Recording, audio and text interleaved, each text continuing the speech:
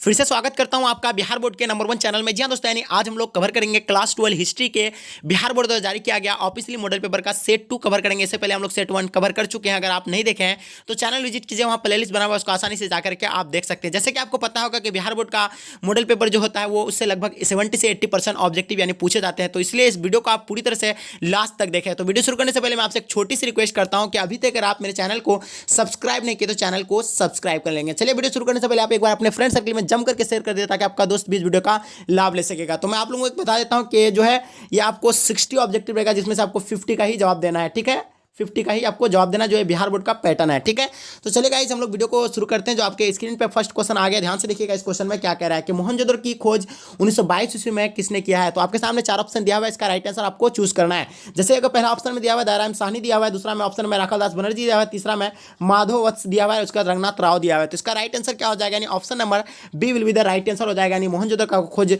राखाल दास बनर्जी के द्वारा 1922 ईस्वी में किया गया था। चलिए फिर हम लोग नेक्स्ट क्वेश्चन को देखते हैं। ध्यान से देखिएगा, मोहनजोदड़ो किस भाषा का शब्द है। जैसे कि पता है आपके सामने 4 ऑप्शन दिया हुआ है। मोहनजोदड़ो जो किस भाषा का ये शब्द है, तो ये सिंधी भाषा का शब्द है। क्योंकि वीडियो बहुत लॉन्ग होगा इसलिए मैं फास्ट में आप लोगों को बताना हो सिर्फ आंसर। ठीक है, डीप अगर नॉलेज देंगे तो बहुत लॉन्ग वीडियो बन जाएगा। चलिए फिर हम लोग नेक्स्ट क्वेश्चन को देखते हैं। जो आपके स्क्रीन पर ध्यान से देखिएगा, कालीबंगा कहाँ स्थित है। यानी कालीबंगा जो है यानी कहाँ पे स्थित है। आपके सामने 4 ऑप्शन दिया हुआ है, सिंधी में, बंगाल में, उत्तर प्रदेश, राजस्थान में।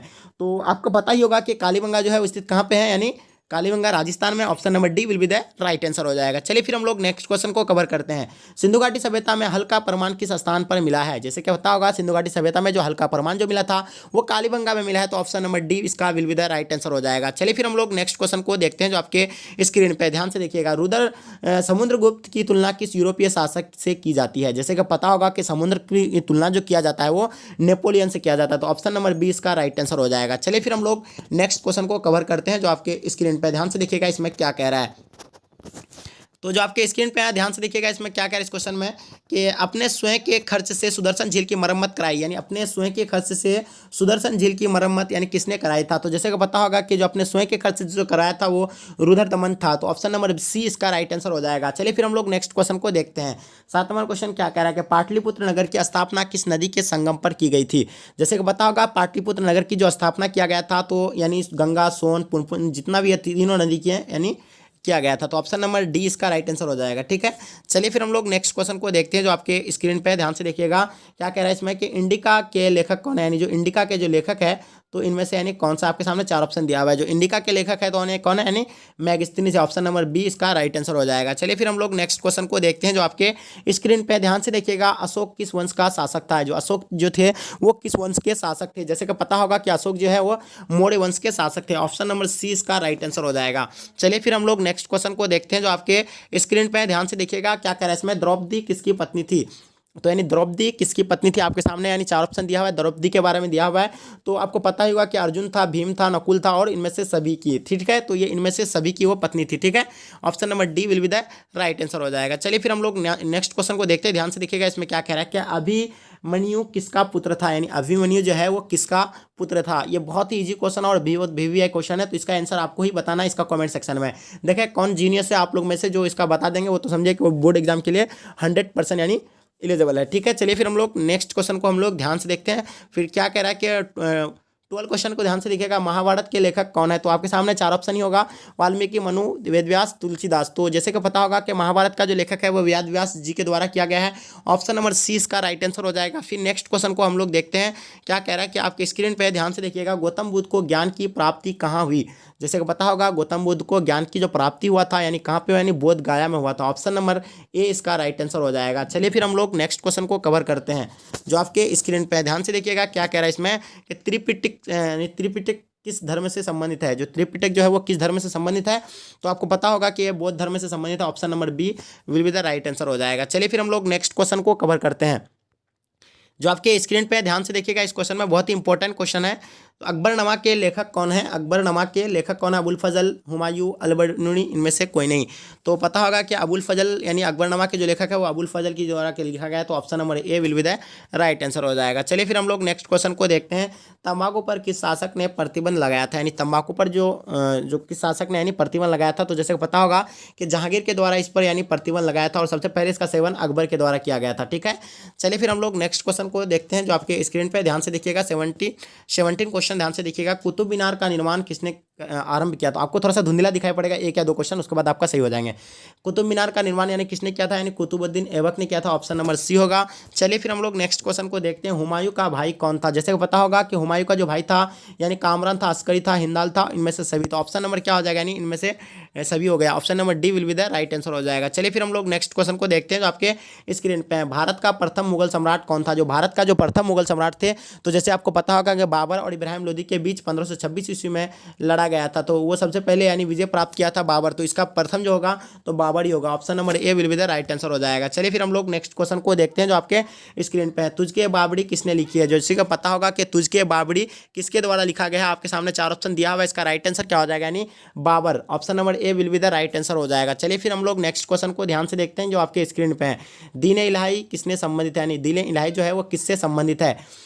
तो आपको पता होगा कि दीन इलाही यानी अकबर से संबंधित है, जो 1581 ईस्वी में ये स्टार्ट किया था यानी शुरू किया था। ये भी आप याद रखिएगा, इसका इस समझे, इसमें भी याद रखना है आपको। नेक्स्ट क्वेश्चन को देखते हैं। विजयनगर साम्राज्य की स्थापना कब हुई थी? जैसे कि पता होगा विजयनगर जो साम्राज्य की जो स्थापना किया गया था तो 1336 ईस्वी में यानी किया गया था। ठीक है, option number C will be the right answer हो जाएगा। ठीक है, चलिए फिर हम लोग नेक्स्ट क्वेश्चन को देखते हैं जो आपके स्क्रीन पर ध्यान से देखिएगा।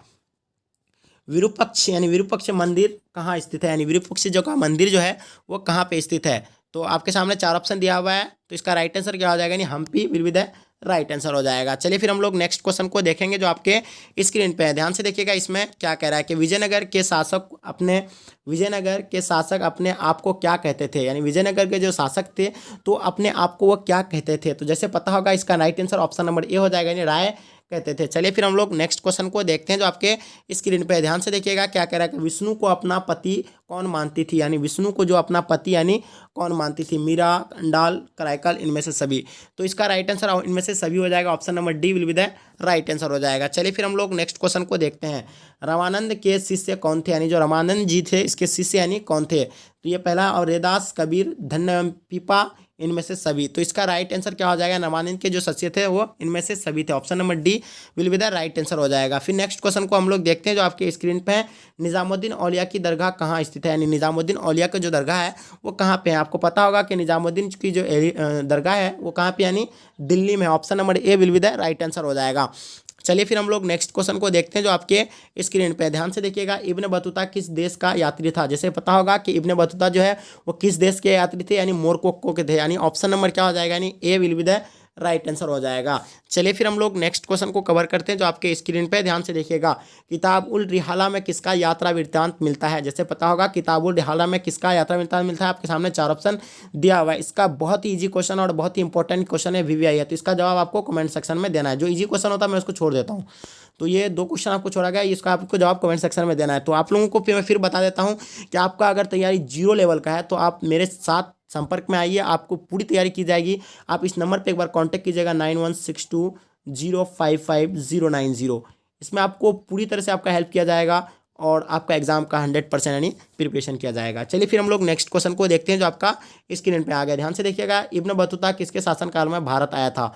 जो इब्न बतूता जी थे तो ये किसके शासनकाल में भारत आए थे? ये भी बहुत ईजी क्वेश्चन है, इसका भी आपको कमेंट सेक्शन में इसका जवाब देना है। चलिए फिर हम लोग नेक्स्ट क्वेश्चन को देखते हैं जो आपके स्क्रीन पे। ध्यान से देखिएगा क्या कह रहा है इस क्वेश्चन में। ध्यान से देखिएगा, इसमें क्या कह रहा है कि ब्रिटिश ईस्ट इंडिया कंपनी की स्थापना कब हुई थी? यानी ब्रिटिश ईस्ट इंडिया कंपनी की जो स्थापना हुआ था यानी कब हुआ था? जैसे पता होगा कि ब्रिटिश ईस्ट इंडिया कंपनी की जो स्थापना हुआ था यानी 1600 ईस्वी में हुआ था। कितना में? यानी 1600 ईस्वी में। Option number A will be the right answer हो जाएगा। फिर देखते हैं हम लोग संथाल विद्रोह का नेता कौन था? जैसे पता होगा कि संथाल विद्रोह का जो नेता था वो सिद्धू एवं कन्हू था। तो ऑप्शन नंबर ए इसका राइट आंसर हो जाएगा। चलिए फिर हम लोग नेक्स्ट क्वेश्चन को देखते हैं जिसमें आपके स्क्रीन पे है। ध्यान से देखिएगा। महलवाड़ी बंदोबस्त को किसने लागू किया गया था? मार्टिन बर्ड, यानी आपको जो पता होगा कि जो है महानबाड़ी व्यवस्था जो लागू किया गया था, तो ये सबसे भूमिका मार्टिन बर्ड का था। लेकिन यहाँ जो आपको यानी इसमें है, यानी बुकानन भी है, रीड भी था, उसमें भी वही सारा था, लेकिन इसमें इंपॉर्टेंट यानी मार्टिन बर्ड का था। लेकिन इसका राइट आंसर क्या हो जाएगा, इनमें से सभी हो जाएगा। ठीक है, चलिए फिर हम लोग नेक्स्ट क्वेश्चन को देखते हैं, जो इसमें आपके स्क्रीन पर ध्यान से देखिएगा। उलगुलान विद्रोह का नेता कौन था? बहुत ही इंपॉर्टेंट क्वेश्चन, और बहुत ही यानी इंपॉर्टेंट क्वेश्चन होगा, और बहुत वीवीआई क्वेश्चन आपके एग्जाम में बार बार पूछे जाते हैं। तो आपको पता होगा कि उलगुलान विद्रोह का जो नेता था, तो यानी कौन था, यानी आपको इसका आंसर आपको कमेंट सेक्शन में बताना है। चलिए ठीक है, फिर हम लोग नेक्स्ट क्वेश्चन को आगे हम लोग कवर करते हैं। जो आपके स्क्रीन पे ध्यान से देखिएगा इस क्वेश्चन को, दामिन ई कू का क्या था, यानी दामिन ई कू क्या था? तो आपके सामने 4 ऑप्शन दिया हुआ है, इसका राइट आंसर क्या हो जाएगा, यानी भूभाग। दामिन ई कू यानी क्या है, एक जमीन था, यानी इसलिए उसको भूभाग के नाम से जाना जाता है। चलिए फिर हम लोग नेक्स्ट क्वेश्चन को देखते हैं। जो आपके स्क्रीन पे ध्यान से देखिएगा इस क्वेश्चन को, बिहार में 1857 के विद्रोह का नेता कौन था? आपके सामने बहुत ही इंपॉर्टेंट और बहुत ही वीवीआई क्वेश्चन है। तो इसका राइट आंसर क्या हो जाएगा, यानी कुंवर सिंह हो जाएगा। ठीक है, बिहार में 1857 के विद्रोह का नेता, तो यहाँ बिहार के जब बोला जाएगा तो पटना के जब बोला जाएंगे तो वो होगा, लेकिन बिहार में 1857 के इनमें से कोई नहीं होगा। ठीक है, ऑप्शन नंबर डी है। चलिए फिर हम लोग नेक्स्ट क्वेश्चन को देखते हैं, जो आपके स्क्रीन पे है। रानी लक्ष्मीबाई को और किस नाम से जाना जाता है, यानी रानी लक्ष्मीबाई को और किस नाम से जाने जाते हैं? तो पैसे आपको पहले पता होगा कि वो छबीली के नाम से भी जाना जाता है, मनु के नाम से भी जाने जाते थे, मणिकर्णिका के भी नाम से भी जाने जाते थे। तो इसका राइट आंसर क्या हो जाएगा, यानी option number D will be the right answer हो जाएगा। चलिए फिर हम लोग नेक्स्ट क्वेश्चन को कवर करते हैं, जो आपके स्क्रीन पर बहुत ही इंपॉर्टेंट और वीवीआई क्वेश्चन है। ये भी देखिए, आपने 1857 के विद्रोह, यानी 1857 के विद्रोह को किसने प्रथम 1857 के विद्रोह को किसने प्रथम भारतीय स्वतंत्रता संग्राम कहा? ठीक है, तो इसका राइट आंसर क्या हो जाएगा, नहीं आपको ऑप्शन में कार्ल मार्क्स दिया हुआ है, आर.सी. मजूमदार दिया हुआ है, उसके बाद जवाहरलाल नेहरू दिया हुआ है, वी.डी. सावरकर दिया हुआ है। तो इसका राइट आंसर क्या हो जाएगा, यानी वी.डी. सावरकर हो जाएगा। ठीक है, नेक्स्ट क्वेश्चन को हम लोग फिर कवर करते हैं। जो आपके स्क्रीन पे ध्यान से देखिएगा, 1857 की क्रांति आरंभ हुई थी। जैसे पता होगा कि 1857 की जो क्रांति जो आरंभ हुआ था, यानी 10 मई से हो गया था। ठीक है, तो ऑप्शन नंबर ए इसका राइट आंसर हो जाएगा, 10 मई से ही आरंभ हो चुका था। चलिए फिर हम लोग नेक्स्ट क्वेश्चन को देखते हैं। जो कोलकाता में अंग्रेजों के किला का नाम क्या था, यानी जो कलकत्ता में जो अंग्रेजों के किला का नाम यानी क्या था? तो इसका पता होगा कि क्या था, यानी फोर्ट विलियम था। ऑप्शन नंबर सी इसका राइट आंसर हो जाएगा। चलिए फिर हम लोग नेक्स्ट क्वेश्चन को देखते हैं। जो आपके स्क्रीन पे ध्यान से देखिएगा, भारत को राजधानी कलकत्ता से दिल्ली कब स्थानांतरित हुई थी? यानी भारत का जो राजधानी था वो कलकत्ता से दिल्ली स्थानांतरित यानी कब किया गया था? तो ये 1911 ईस्वी में किया गया था। ऑप्शन नंबर सी इसका राइट आंसर हो जाएगा। चलिए फिर हम लोग नेक्स्ट क्वेश्चन को देखते हैं। जो आपके स्क्रीन पे ध्यान से देखिएगा, पुर्तगालियों ने गोवा पर कब अधिकार किया? पुर्तगालियों ने गोवा पर कब अधिकार किया गया था? आपके सामने 4 ऑप्शन दिया हुआ है, 1509, 1510, 1512, 1515। तो इसका राइट जो आंसर हो जाएगा, 1510 ईस्वी में पुर्तगालियों ने गोवा पर अधिकार कर लिया था। चलिए फिर हम लोग नेक्स्ट क्वेश्चन को देखते हैं। जो आपके स्क्रीन पे ध्यान से देखिएगा, गाइस वीडियो अगर पसंद आ रहा है तो वीडियो को एक लाइक कर देना, और अपने दोस्तों वीडियो को ज़्यादा से शेयर कर देंगे। हमें उम्मीद है आप पर कि आप इतना जरूर कर सकते हैं, क्योंकि मैं आपके लिए इतना मेहनत कर रहा हूं।